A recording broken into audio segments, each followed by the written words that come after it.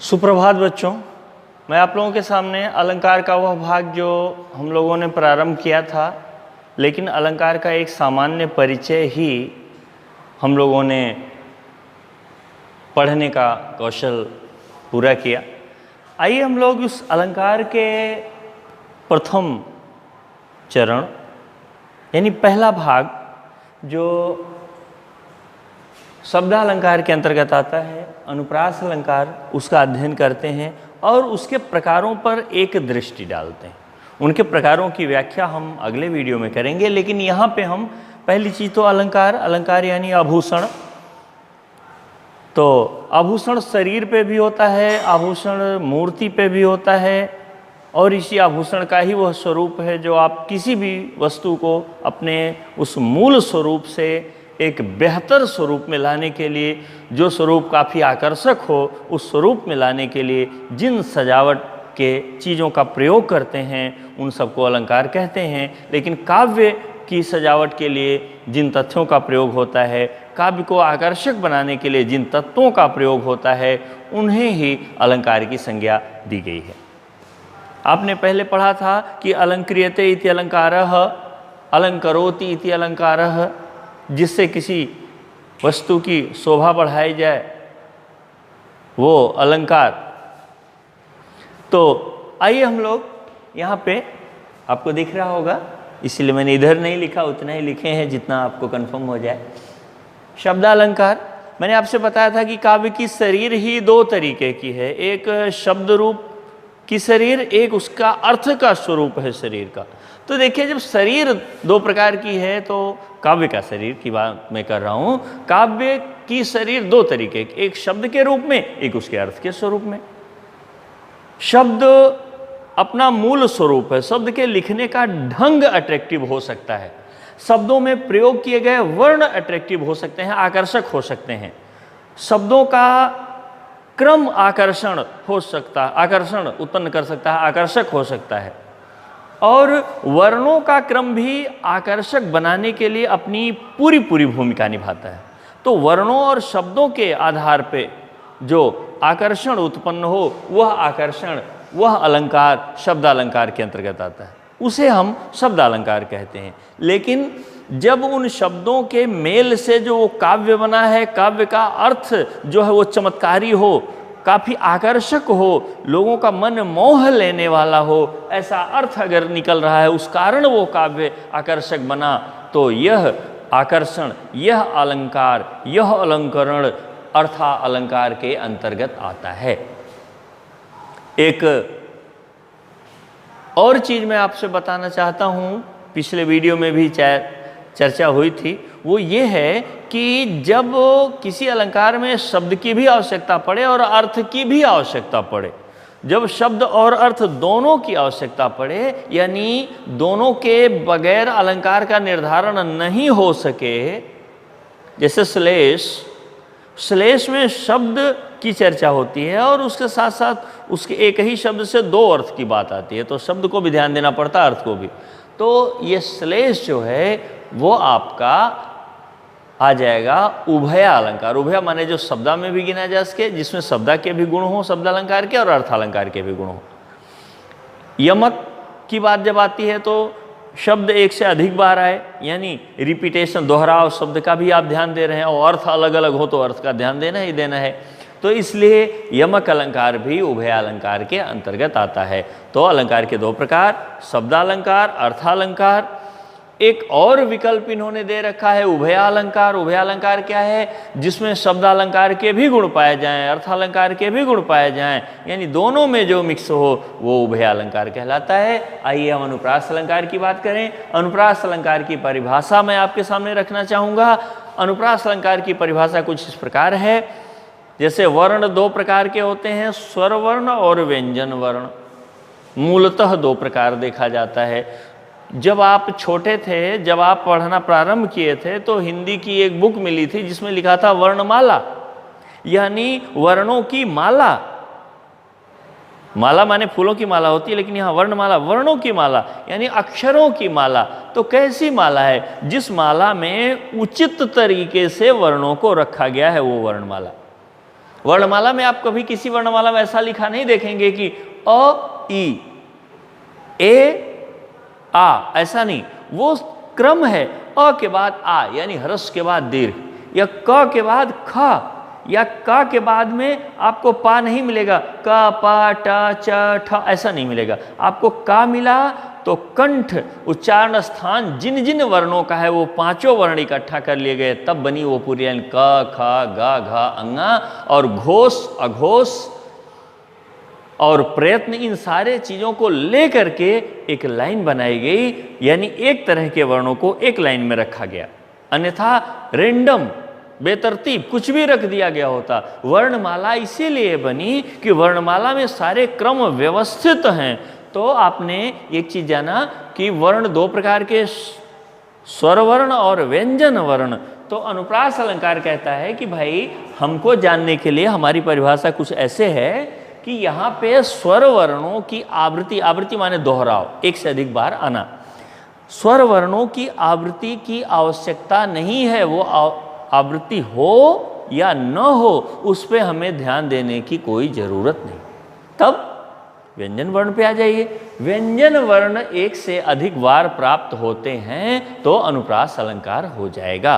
स्वर वर्ण का ध्यान हमें नहीं देना है, क्योंकि इसकी परिभाषा में स्वर वर्ण की बात नहीं की गई है। तो आप जब भी परिभाषा दें, अक्सर आपसे परिभाषा जब पूछी जाती, मैंने बहुत बार देखा है, तो आप यही बोलने की कोशिश करते हैं कि वर्णों की आवृत्ति हो तो अनुप्रास अलंकार। वर्णों की आवृत्ति अनुप्रास अलंकार नहीं है। ऐसे तो परिभाषा ऐसे भी हो जाएगी कि किसी विद्यालय में जितने भी व्यक्ति दिखाई पड़े सब अध्यापक, ऐसा कभी नहीं हो सकता है। उनका एक पैमाना है, उनके लिए एक क्राइटेरिया है, उसके तहत आने वाले ही वो अध्यापन का कार्य करेंगे। तो वैसे ही वर्णों की आवृत्ति अनुप्रास नहीं, व्यंजन वर्णों की आवृत्ति ही अनुप्रास अलंकार के नाम से जानी जाएगी। कहाँ आवृत्ति हो? गद्य में नहीं, पद्य में होनी चाहिए। आइए हम कुछ उदाहरण हैं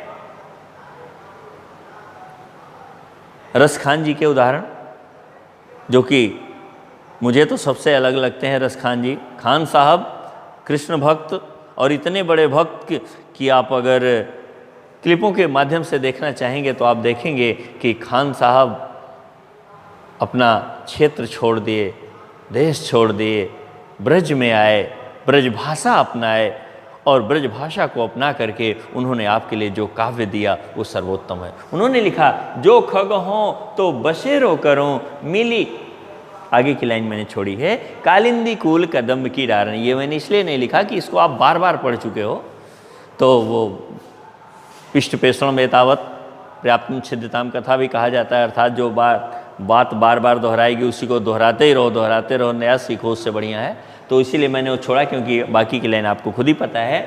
जो खग हों तो बसेरो करो मिली, कालिंदी कूल कदम्ब की डारण, ये दूसरी लाइन है। जो यदि रसखान श्री कृष्ण जी से निवेदन करना चाहते हैं, हे प्रभु एक काम करना, मैं आपकी जीवन भर भक्ति करूं, बस एक आशीर्वाद देना, अगर मैं खग हो जाऊं, पक्षी हो जाऊं तो पक्षी हो जाऊंगा, तो इतनी अकल नहीं होगी कि वहाँ से उड़ करके आपके ब्रज में आकर के, और आप जिस जमीन को, जिस पर्वत को, जिस वृक्ष को, जिस यमुना जी के किनारे को आपने अपने बाल्यकाल में अपना स्थान बनाया, अपने शरीर का स्पर्श कराया, उस जगह को मैं अपने जीवन में अपने करीब रख सकूं, ये मुझ में कहाँ इतनी बुद्धि होगी। तो आप एक काम कर दीजिएगा, जो खग, खग माने पक्षी, ख माने आकाश, ग माने गमन करने वाला, आकाश में गमन करने वाला यानी पक्षी। अगर हम पक्षी के रूप में जन्म ले, हों माने होऊं, जन्म लेऊं, अगर मुझे पक्षी के घर जन्म मिले तो, पक्षी की योनि माने शरीर, पक्षी की शरीर प्राप्त हो तो बसेरो करो, हम निवास करें। कहाँ निवास करें? मिल करके, हमारा ग्रुप ही निवास करे। कहाँ निवास करे? कालिंदी कूल, यमुना जी के किनारे। कालिंदी यमुना, कूल किनारा, कालिंदी कूल यमुना जी के किनारे। यमुना जी का किनारा तो बहुत बड़ा है। कहाँ? ब्रज के उस कदम के पेड़ की डालों पर हमारा आवास हो, हमारा निवास हो, हमारा घोंसला हो, हमारा रहना हो। क्यों? क्योंकि उसी कदम के वृक्ष पे आप बैठ करके बांसुरी बजा करके स्वयं और जगत को आनंद प्रदान करते थे। मैं वहाँ पे अगर रह लूँगा तो मेरा वो जन्म सफल हो जाएगा। पक्षी होना बुरा नहीं है मेरे लिए, आप जो भी दे तेरी मर्जी है। जैसे किसी गाने की बोल में आपने सुना था, तेरे फूलों से भी प्यार, तेरे कांटों से भी प्यार। कृष्ण अपने इतने बड़े भक्त को पक्षी बना दे, भक्त को कोई ऐतराज नहीं, बस शर्त ये होनी चाहिए कि ब्रज में रहने को मिल जाए, उसके अलावा कोई शर्त नहीं।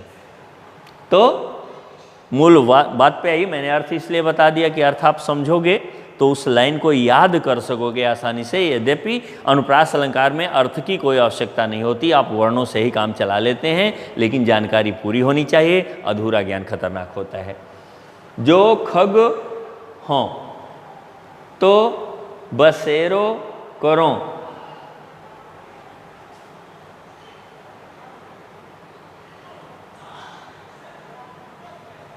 मिली।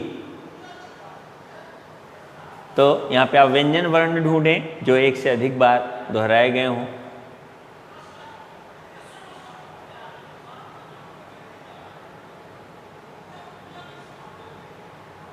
मिली कालिंदी कुल, जो दूसरी लाइन नहीं लिखी गई वहीं पे अनुप्रास है।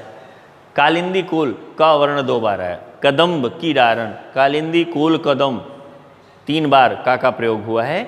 वो वही लाइन जो इसकी दूसरे भाग की लाइन है उसी में मिलेगा आपको। मिली मिल करके कालिंदी कुल, कालिंदी में का, कुल में का, कदम्ब की डारण का फिर से एक बार आया, तो 3 बार का वर्ण का वहाँ पे उपस्थिति है। का वर्ण 3 बार आया है, और एक से अधिक बार अगर कोई व्यंजन वर्ण आता है तो वह अनुप्रास अलंकार हो जाता है। दूसरी पंक्ति ये दूसरे पद की है। कंकन किंकिनी नूपुर धुनि सुनी, कहत लखन सन राम हृदय गुनी।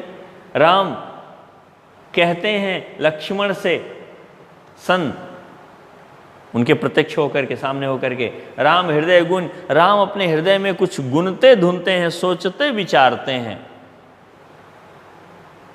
सोच विचार के क्या कहते हैं? कंकन किंकिनी नूपुर धुनि सुनी। ये घुघरुओं की आवाज है। नूपुर घुघरू, घुघरू की आवाज है कंकन किंकिन। जैसे कभी आप सुनते रुंझुन रुंझुन नूपुर धुन, कंकन किंकिन नूपुर धुन। पैरों में बंधे हुए, पायल में लगे हुए घुंघरू की आवाज को उच्चरित किया गया है किन्हीं शब्दों द्वारा, कंकन किंकिन। आप आवृत्ति देख रहे हैं, क कितनी बार? 4 बार का यहाँ प्रयोग किया गया है। कहत लखन सन राम हृदय गुण, यहाँ पहली लाइन में ही आपको अनुप्रास पूरा हो जा रहा है। का वर्ण का वर्ण का वर्ण का वर्ण, ऐसे करके। तो एक से अधिक बार व्यंजन वर्णों की आवृत्ति है, इसलिए अनुप्रास अलंकार है। और आगे, मुदित महीपति मंदिर आए, सेवक सचिव सुमंत बुलाए। महामंत्री सुमंत जी ने जिन्हें बुलाया हुआ है, वे राजन मुदित, बड़ी प्रसन्न मन वाले होकर के उस मंदिर में प्रवेश किए। वहाँ पे उनका आगमन हुआ। मुदित महीपत, मावर्ण 2 बार, मंदिर मावर्ण 3 बार, सेवक सहित सुमंत सा 3 बार। तो इस तरह से वर्णों की आवृत्ति है, और वह वर्णों की आवृत्ति ही अनुप्रास अलंकार कहलाती है।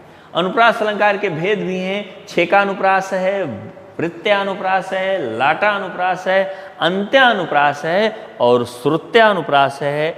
इस भाग को हम वीडियो के दूसरे भाग में लेकर के आपके लिए पुनः उपस्थित होंगे। तब तक के लिए आप लोगों को बहुत बहुत धन्यवाद। वीडियो को देखें, समझें, और जहाँ भी नहीं समझ में आता है आप व्हाट्सएप पे संपर्क करें, फ़ोन पे संपर्क करें, और पूरी जानकारी को अपने पास रखें। धन्यवाद।